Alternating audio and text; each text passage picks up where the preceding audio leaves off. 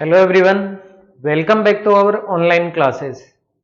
देखिए, लास्ट जो अपनी क्लास थी, कल की जो क्लास थी, उसके अंदर हमने पढ़ा था गाउस का नियम, उसके अनुप्रयोग, गाउस का नियम, गाउस के नियम का सत्यापन, और फिर हमने पढ़ा था गाउस के नियम का पहला अनुप्रयोग, यानी गाउस के नियम को काम में क्यों लिया जाता है।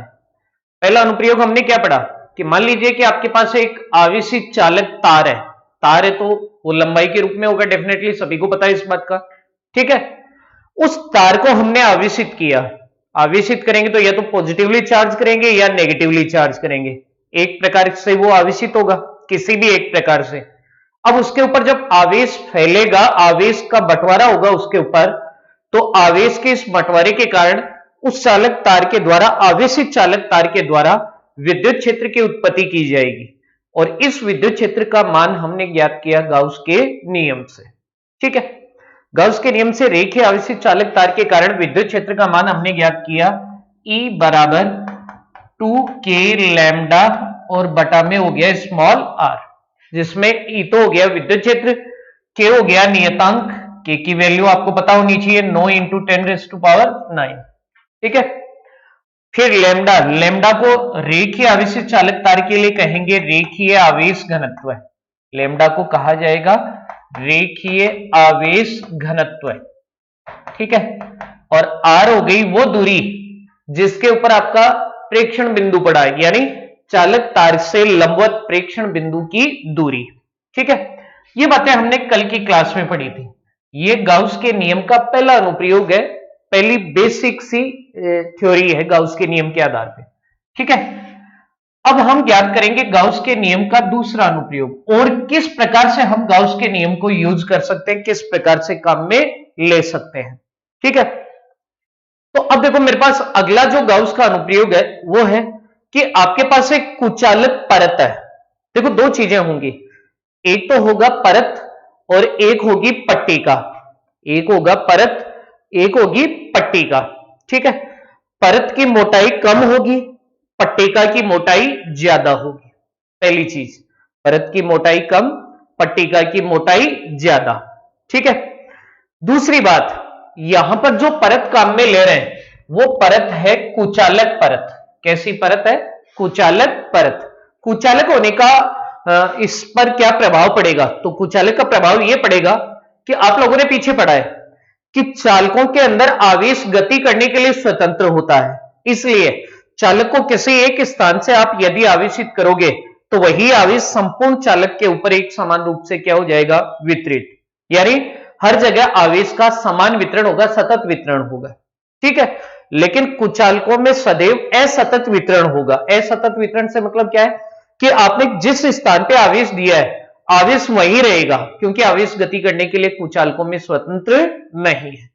ठीक है, इसलिए हम ये कह सकते हैं कि कुचालक है तो पट्टिका, ये जो आपकी परत है इसको दोनों साइड से आपको आवेशित करना पड़ेगा। भाई परत है, परत की दो सतह होंगी, एक साइड दूसरी साइड।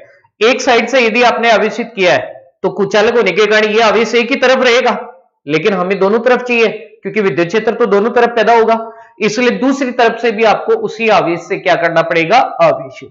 ये हमें एक बात पता चलती है किससे? कुचालक होने से। ठीक है, चलो, तो जैसा मैंने चित्र में दिखा रखा है आपको, ये हमारे पास में एक अपरिमित आवेशित कुचालक परत है। अपरिमित का मतलब है अनंत लंबाई की है। ठीक है, अब इसे अनंत लंबाई का आप अगर मानकर चलोगे तो उस स्थिति के अंदर विद्युत क्षेत्र कैलकुलेट करना संभव नहीं है, क्योंकि लंबाई चौड़ाई बढ़ती जाएगी, आवेश बढ़ता जाएगा, विद्युत क्षेत्र भी बदलता जाएगा। ठीक है, इसलिए हमने इस अपरिमित कुचालक परत में से एक टुकड़ा ले लिया जिसकी लंबाई हो गई L और जिसकी चौड़ाई हो गई B। यानी इस अपरिमित कुचालक परत का जो क्षेत्रफल है, टोटल क्षेत्रफल हमने कितना मान लिया? S। टोटल क्षेत्रफल कितना मान लिया इसके ऊपर? S। ठीक है, दूसरी चीज, जब आप इस L लंबाई और B चौड़ाई की कुचालक परत को आवेशित करोगे तो या तो धनावेशित करोगे या ऋणावेशित। तो मैंने मान लिया कि इसके ऊपर कैसा आवेश फैला हुआ है? धनावेशित। धनावेश है और इस परत के ऊपर उपस्थित कुल आवेश का मान कितना है? Capital Q। इस परत पर उपस्थित कुल आवेश का मान कितना है? Capital Q। ठीक है।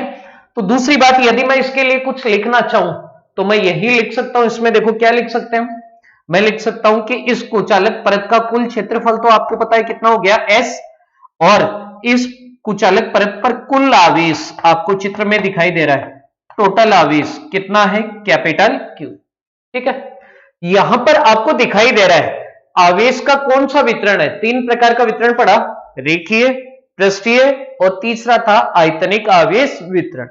कुचालक है तो आवेश का फैलाव होगा सतह पर, किसके ऊपर, सतह पर।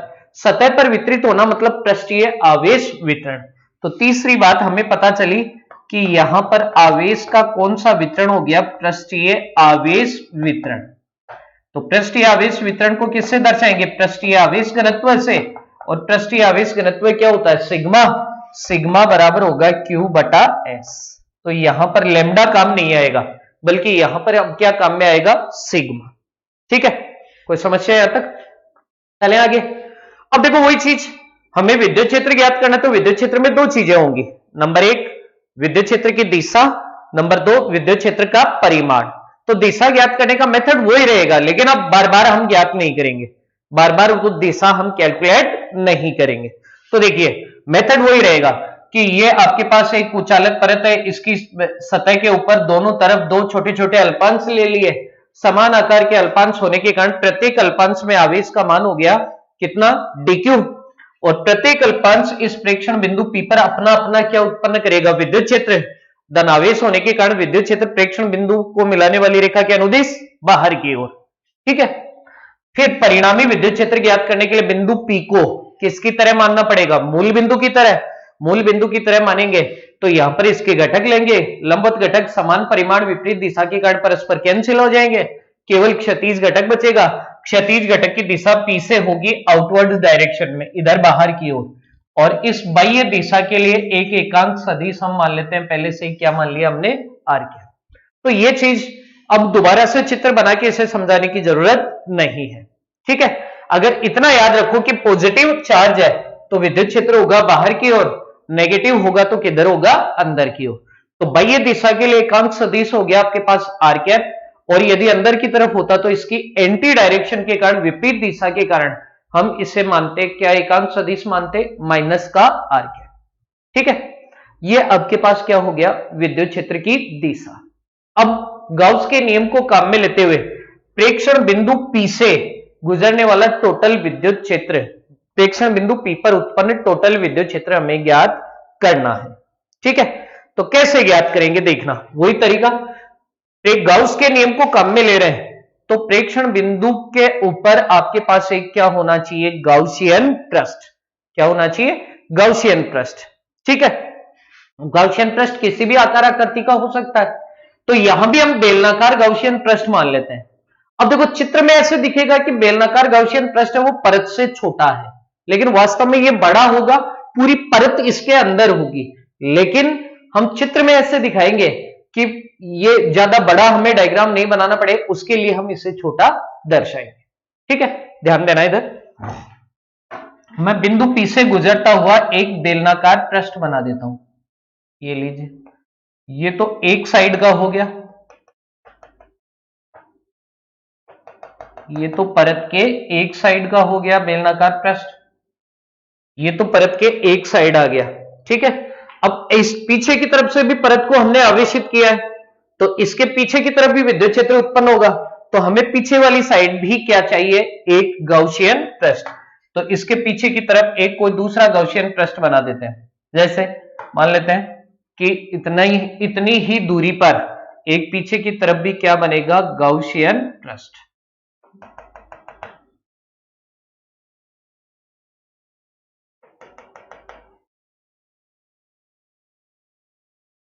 ये लीजिए, ठीक है, ये हमारे पास में एक क्या बन गया, गाउसियन पृष्ठ।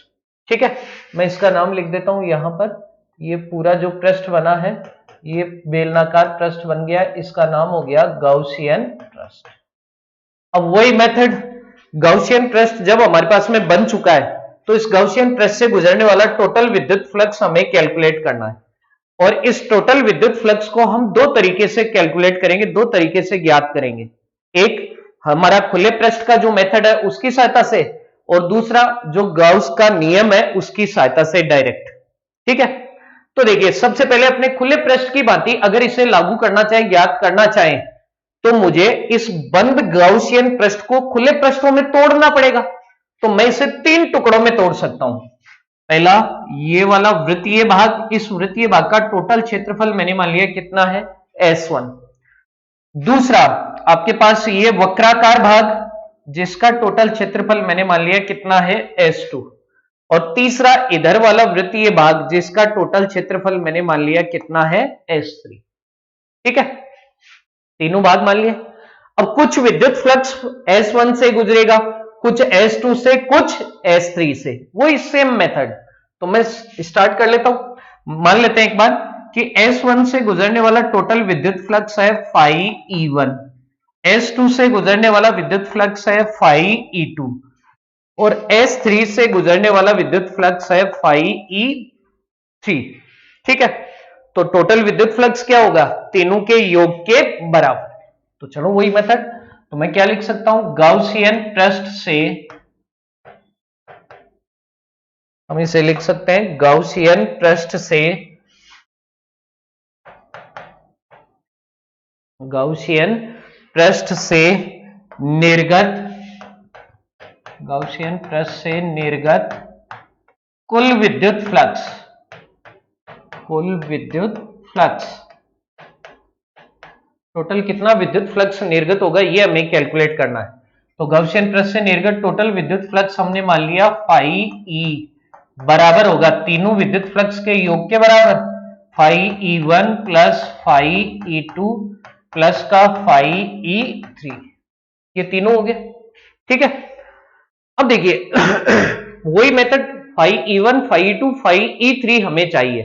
तो विद्युत फ्लक्स खुले पृष्ठ से ज्ञात करने का तरीका क्या तरीका था, हमने कल भी पढ़ा था, phi बराबर क्या होगा, phi बराबर था इंटीग्रेशन क्लोज सरफेस और आगे था EDS cos थीटा से। ये वाला सूत्र हम प्रत्येक के लिए लागू कर सकते हैं, phi के लिए भी, phi के लिए और phi तीनों के लिए लागू कर सकते हैं इस समीकरण को। ठीक है, तो जब आप इसे लागू करोगे तो इसके लिए देखो E चाहिए, DS चाहिए और थीटा चाहिए। ठीक है, तो E तो विद्युत क्षेत्र तो हर जगह बराबर होगा। तो जैसे यहां सबसे पहले इस ये जो पृष्ठ है जिसका टोटल क्षेत्रफल है S1, इसके ऊपर एक अल्पांश मान लिया हमने, ये एक इसके ऊपर क्या मान लिया, अल्पांश। ठीक है, इस अल्पांश का क्षेत्रफल हो गया DS1, इस अल्पांश का क्षेत्रफल क्या हो गया DS1 और इसकी दिशा किधर हो गई, त्रिज्य दिशा में बाहर की ओर। अल्पांश की दिशा किधर होती है, हमेशा बाहर की ओर, और विद्युत क्षेत्र पॉजिटिव आवेश के कारण बाहर की ओर, तो दोनों सेम डायरेक्शन में, ये सदिश E और ये हो गया DS सदिश। ठीक है, दोनों एक ही दिशा में, DS1 सदिश, तो इन दोनों के बीच का कोण मान लिया हमने θ1 जो कि कितना हो गया 0 डिग्री। ये लो ऐसे बना लेते हैं। ठीक है, इसी प्रकार आ जाओ दूसरे भाग के ऊपर, दूसरा भाग ये वाला भाग, इस दूसरे भाग के ऊपर ध्यान देना सब लोग, मैं ये थोड़ा सा मिटा देता हूं। दूसरा ये वक्राकार भाग है, इसके ऊपर आपने ऐसे अल्पांश माना, ये अल्पांश हो गया, इस अल्पांश की दिशा पृष्ठ के तल के लंबवत बाहर की ओर, दूसरे भाग पर अल्पांश है तो DS2। यहां पर विद्युत क्षेत्र की बात करें तो वही आउटवर्ड डायरेक्शन में होगा सदिश E, तो दोनों के मध्य का कोण θ2 बराबर कितना हो गया 90। ठीक है, अब आ जाओ तीसरे भाग पर, तीसरे भाग पर यहां पर कोई अल्पांश मानोगे तो अल्पांश की दिशा होगी बाहर की ओर।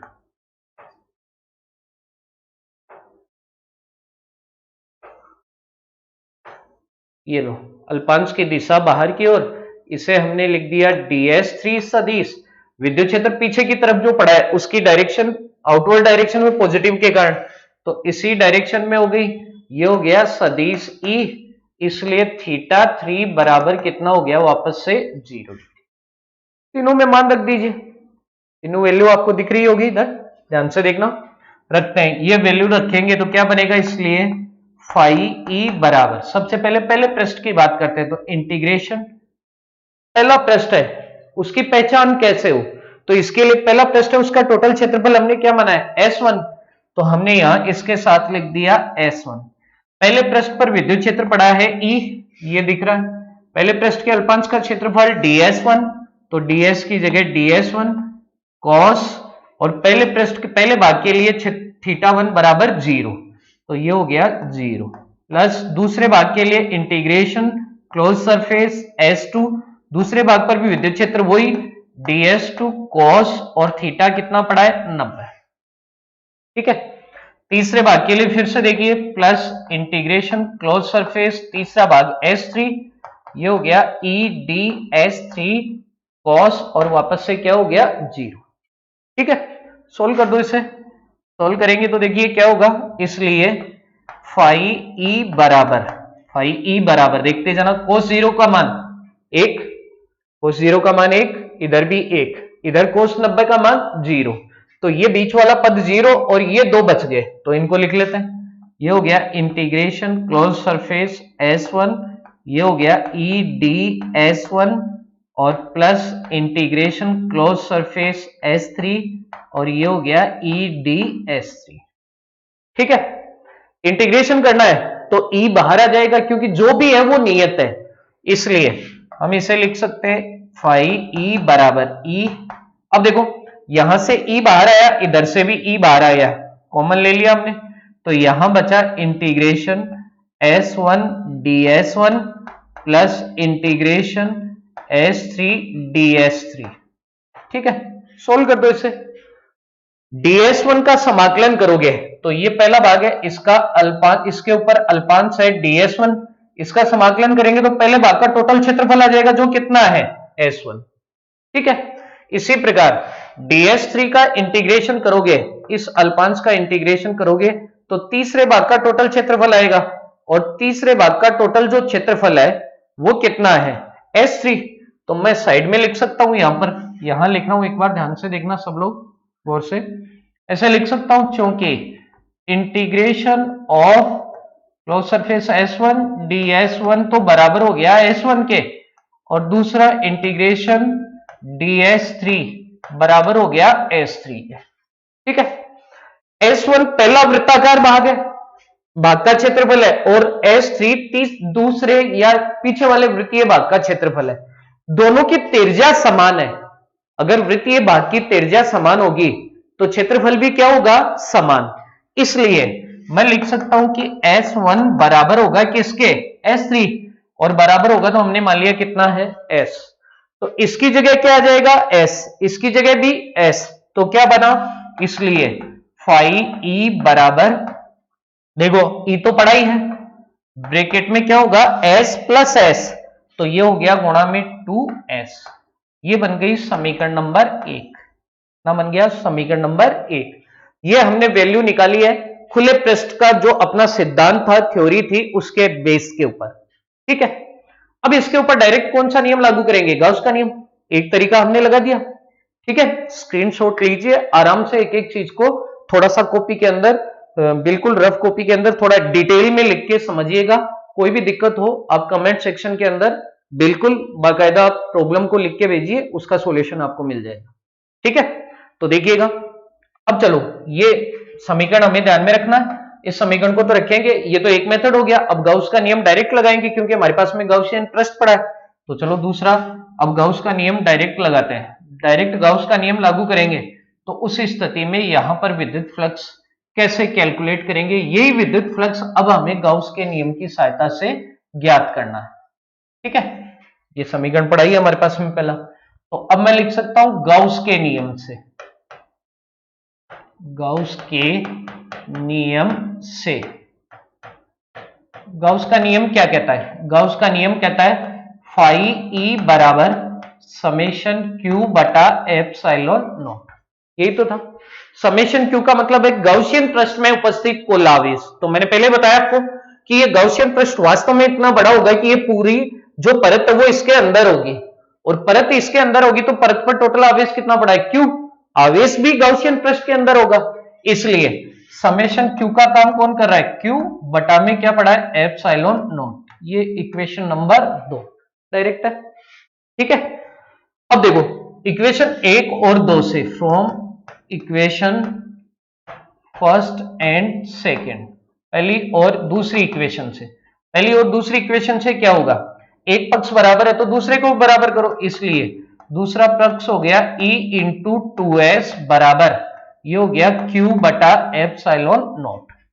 ठीक है, मुझे क्या चाहिए, E, तो इसलिए E बराबर हो गया Q बटा 2 एप्सिलॉन नॉट इंटू s।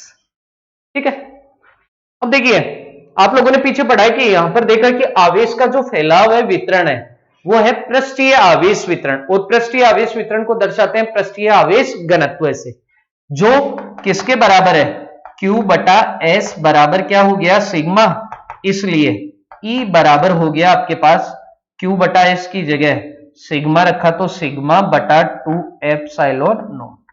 ये हो गया आपके पास विद्युत क्षेत्र का परिमाण एक आवेशित कुचालक परत के कारण। ठीक है, अब आप देख रहे हैं कि ये विद्युत क्षेत्र है वो केवल एक तो सिग्मा पर डिपेंड कर रहा है और एक निर्भर कर रहा है किस पर, माध्यम पर। सिग्मा के तो समानुपाती है और माध्यम जैसे बदलेगा तो एप्सिलॉन नॉट बदल जाएगा। ठीक है, तो अगर E और सिग्मा में ग्राफ खींचा जाए, ये मान लीजिए जैसे जैसे सिग्मा बदलेगा तो x अक्ष पर सिग्मा, y अक्ष पर हो गया E, समानुपाती है तो ग्राफ कैसी रेखा हो गई, सीधी, तो E समानुपाती सिग्मा। ठीक है, दूसरी चीज, दूसरी बात क्या है हमारे पास में, दूसरी बात यह है, सबसे इंपॉर्टेंट चीज यहां पर यह है कि यहां पर परत से प्रेक्षण बिंदु की जो दूरी है, जो क्या थी r, उसके ऊपर यह विद्युत क्षेत्र डिपेंड नहीं कर रहा है। तो हम क्या लिख सकते हैं कि जो प्रेक्षण बिंदु की दूरी है, जिसे हमने किससे दर्शाया है, स्मॉल r से, उसके ऊपर विद्युत क्षेत्र डिपेंड नहीं करता, निर्भर नहीं करता। ठीक है, यह विद्युत क्षेत्र का कौन सा रूप हो गया, अदिश रूप। यदि सदिश रूप लिखेंगे तो वही इसको दिशा से गुणा कर देंगे, तो दिशा क्या मानी हमने, आर कैप, तो E बराबर ये तो परिमाण सिग्मा बटा 2 एप्सिलॉन नॉट और गुणा में हो गया आपके पास आर कैप। ये हो गया विद्युत क्षेत्र का एक कुचालक आवेशित परत के कारण विद्युत क्षेत्र। ठीक है, अब देखो बिल्कुल ऐसा का ऐसा आपका जो डेरिवेशन है वो है चालक पट्टिका के कारण। जैसा मैंने स्टार्टिंग में, वीडियो स्टार्ट करने से पहले मैंने आपको क्लास के स्टार्टिंग में बताया कि कुचालक और चालक में फर्क ये होगा कि कुचालक को दोनों तरफ से हमें आवेशित करना पड़ेगा, इसलिए जो आपका गाउसियन पृष्ठ है वो जितना एक तरफ होगा उतना ही किधर होगा, दूसरी तरफ, यानी विद्युत क्षेत्र दोनों तरफ हुआ। ठीक है, लेकिन चालक पट्टिका उसको एक स्थान से आवेशित करोगे तो वही आवेश पूरी के ऊपर वितरित होगा, इस कारण हमें दोनों तरफ हमें ये गाउसियन पृष्ठ का निर्माण करने की जरूरत नहीं है। ठीक है, तो इसलिए अगला जो अपना अनुप्रयोग है तीसरा, वो बिल्कुल इसी की तरह है, कोई ज्यादा विशेष बात नहीं है इसमें, छोटी सी बात है, बस ये चीजें बेसिक सी बातें हैं जो आपको ध्यान में रखनी है, और ये सब बोर्ड एग्जाम के अंदर पूछा जाता है, कोई विशेष फर्क नहीं है। अब स्टूडेंट के ऊपर डिपेंड करता है कि स्टूडेंट किस तरह से अपनी मेंटलिटी को बना के रखता है, किस तरह से वो क्या सोचता है।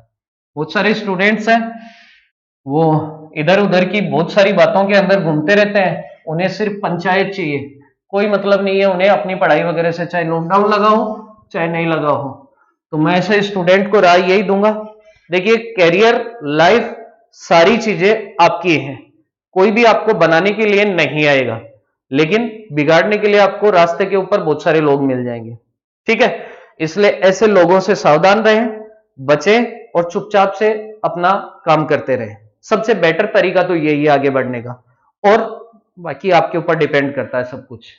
ठीक है, तो देखिए तीसरा जो अनुप्रयोग है अपना नंबर 3, वो है, अब हम कुचालक परत की बजाय हम क्या लेंगे, अपरिमित आवेशित चालक पट्टिका। तो अपना 3 नंबर का जो अनुप्रयोग है उसकी हेडिंग क्या होगी, अपरिमित, अपरिमित का मतलब हो गया अनंत, अपरिमित आवेशित, अपरिमित आवेशित चालक पट्टिका, चालक पट्टिका के कारण, चालक पट्टिका के कारण विद्युत क्षेत्र, चालक पट्टिका के कारण विद्युत क्षेत्र। ठीक है, आपके पास अपरिमित लंबाई की एक चालक पट्टिका है उसके कारण कितना विद्युत क्षेत्र उत्पन्न होगा, इस बात का हमें पता करना है। तो वही मेथड रहेगा। सबसे पहले हमें एक पट्टिका बनानी है, देखिएगा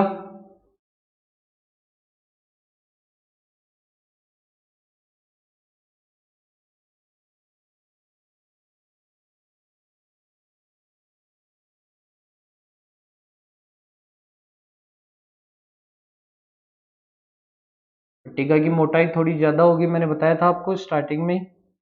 इस प्रकार से हमारे पास में एक पट्टिका होगी।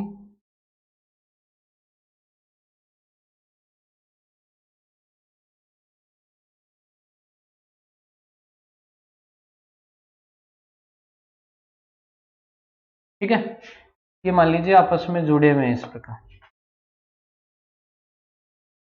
और ये अनंत लंबाई की एक पट्टिका है, चालक पट्टिका है। ठीक है, इस पट्टिका को हमने आवेशित किया, तो जैसे मान लेते हैं वही सेम टू सेम पट्टिका को हमने पॉजिटिवली चार्ज किया है, पूरी पट्टिका के ऊपर धनावेश फैला हुआ है। ठीक है,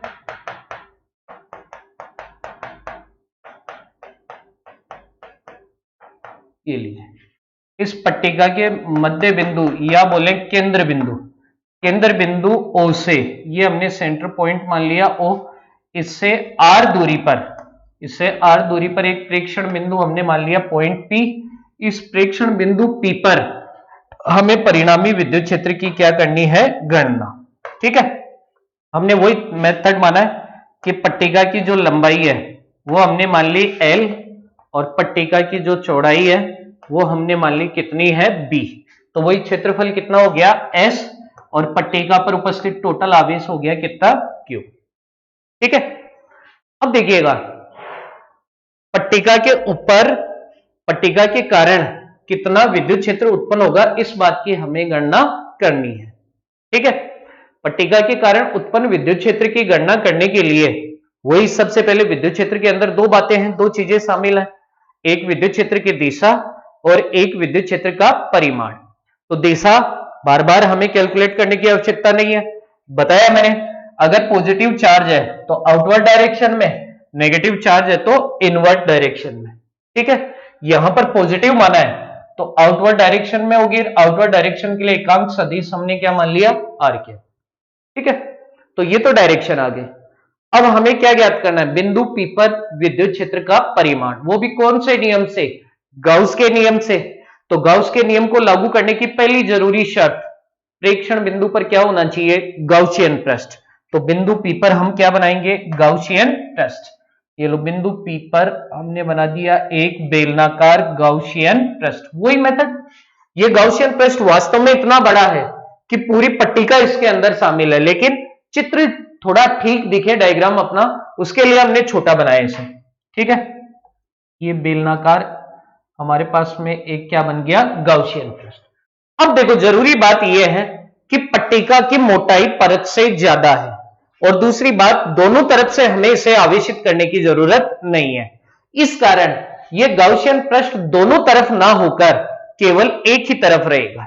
ठीक है, इसलिए यहां से स्टार्ट हुआ और यह मोटाई ज्यादा होने के कारण यह गाउसियन पृष्ठ का दूसरा सिरा पट्टिका के कहां है, अंदर की तरफ है। ठीक है, चलो ये हमारे पास में क्या बन गया, गाउसियन पृष्ठ। ठीक है, अब इस गाउसियन पृष्ठ की सहायता से विद्युत फ्लक्स ज्ञात करना है, एक बार तो खुले पृष्ठ की भांति, और एक बार ज्ञात करना है गाउस के नियम से। ठीक है, ये दो अपने पास तरीके होंगे कि एक बार तो गाउस के नियम से ज्ञात करना है और एक बार खुले पृष्ठ की भांति। तो खुले पृष्ठ की भांति कैलकुलेट करने के लिए मैं इस बंद गाउसियन पृष्ठ को 3 टुकड़ों में विभाजित कर लेता हूं, वही सेम टू सेम। पहला वृत्तीय भाग जिसका टोटल क्षेत्रफल S1, दूसरा वक्राकार भाग जिसका टोटल क्षेत्रफल S2, और तीसरा वृत्तीय भाग जिसका टोटल क्षेत्रफल हमने मान लिया कितना है, S3। तीसरे वृत्तीय भाग का टोटल क्षेत्रफल हमने कितना मान लिया, S3। ठीक है, अब देखो पहले भाग से निर्गत टोटल विद्युत फ्लक्स हमने मान लिया फाई E1, फिर दूसरे भाग से निर्गत विद्युत फ्लक्स फाई E2, तीसरे भाग से निर्गत विद्युत फ्लक्स हमने मान लिया फाई E3। ठीक है, तो टोटल विद्युत फ्लक्स सेम टू सेम कहानी, तो मैं क्या लिख सकता हूं, कुल विद्युत फ्लक्स, कुल विद्युत फ्लक्स, टोटल विद्युत फ्लक्स क्या होगा? टोटल विद्युत फ्लक्स होगा फाई ई बराबर वही phi E1 plus phi E2 plus phi E3। तीनों हो गए, तीनों को जोड़ दिया। अब मुझे phi E1, phi E2, phi E3 तीनों मान चाहिए, तो समाकलन वाला सूत्र काम में ले सकता हूं। तो समाकलन वाला सूत्र तभी काम में लेंगे जब यहां पर क्या माना जाएगा, एक अल्पांश। पहले वृत्ताकार भाग के ऊपर एक छोटा सा अल्पांश हमने माना, तो इसका क्षेत्रफल हो गया ds1, जिसकी दिशा तल के लंबवत बाहर की ओर, तो ये हो गया ds1 सदिश, और पॉजिटिव चार्ज के कारण विद्युत क्षेत्र की दिशा भी बाहर की ओर, जो हो गया सदिश E, तो θ1 बराबर हो गया 0। ठीक है, इसी प्रकार आ जाओ दूसरे भाग के ऊपर। दूसरा ये वक्राकार भाग है, इसके ऊपर अल्पांश माना, तो ये वाला अल्पांश का मान हो गया ds2 सदिश, जिसकी दिशा तल के लंबवत बाहर की ओर, तो ये हो गया ds2 सदिश।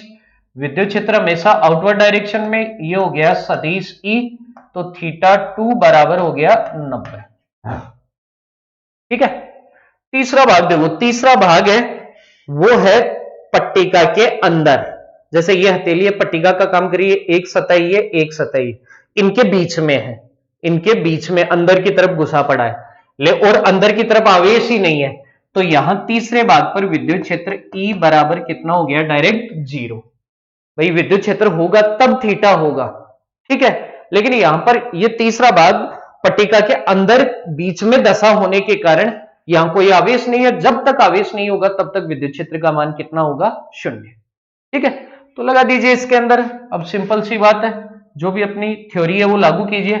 थ्योरी लागू करेंगे तो क्या होगा, बोलिएगा, फाई E बराबर फाई E1 की जगह पहला पृष्ठ इंटीग्रेशन क्लोज सरफेस S1, पहले भाग के ऊपर विद्युत क्षेत्र E, पहले भाग का अल्पांश ds1, पहले भाग के ऊपर कोण कोस θ1 बराबर कितना हो गया, 0, प्लस दूसरे भाग के लिए इंटीग्रेशन क्लोज सरफेस S2, दूसरे भाग का क्षेत्रफल E, अल्पांश का मान ds2 cos θ2 की जगह 90। ठीक है, तीसरे भाग में देखो E ds3 cos θ3, E का मान रखेंगे तो क्या होगा, 0 तीसरे भाग के लिए, तो E की जगह 0 रखते ही टोटल मान कितना हो गया, 0। तो तीसरा भाग अपने आप ही ऑटोमेटिकली क्या हो गया, 0। सोल्व करो, cos 0 का मान 1, cos 90 0, तो ये cos 90 0 के कारण ये वाला पद भी क्या हो गया, 0, और इधर ये पद 0 पड़ा है, तो ये दोनों पद क्या हो गए, 0। तो एक ही पद बचा, तो मैं क्या लिखूंगा, फाई E बराबर, E को बाहर ले लेते हैं, इंटीग्रेशन करेंगे तो ये कांस्टेंट है, बाहर आ जाएगा, फिर इंटीग्रेशन S1, आगे बचा ds1 cos 0 का मान 1, यही बचा। सोल्व कर दो इसे, क्योंकि integration close surface S1 ds1 बराबर हो गया S1, पहले भाग का टोटल क्षेत्रफल जो कितना है, S1। अब एक ही है इसलिए हमने इसे क्या मान लिया, S, तो रख दीजिए वैल्यू रखेंगे तो ये हो गया फाई E बराबर E into S, equation number 1। ये हो गया एक मेथड से टोटल विद्युत फ्लक्स का मान।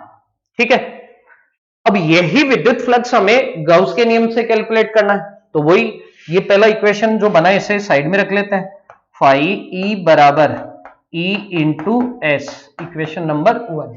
ठीक है, स्क्रीनशॉट लो, अच्छे से अपने नोट्स प्रिपेयर कीजिए। ठीक है, चलो दूसरा देखिएगा, गाउस का नियम लागू करेंगे, तो गाउस का नियम लागू करते ही हमें क्या प्राप्त होगा, तो मैं डायरेक्ट लिख सकता हूं गाउस के नियम से, गाउस के नियम से, गाउस के नियम से क्या होगा, टोटल विद्युत फ्लक्स फाई E बराबर समेशन Q बटा एप्सिलॉन नॉट।